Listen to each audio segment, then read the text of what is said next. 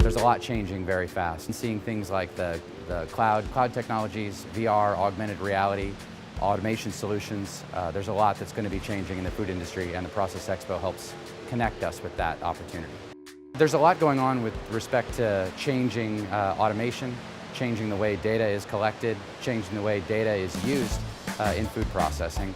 And many processors are bringing forward solutions to help processors do a better job with their information and improve their operations, improve their food safety, and improve everything about the way they operate their businesses.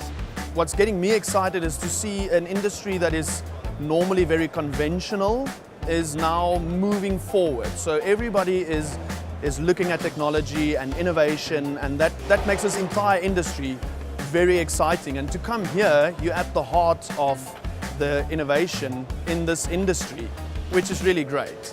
Automation is a buzzword, and there is a lot of automation in action this year at the show. All kinds of booths, a lot of product running, a lot of machines running. Automation is really key this year.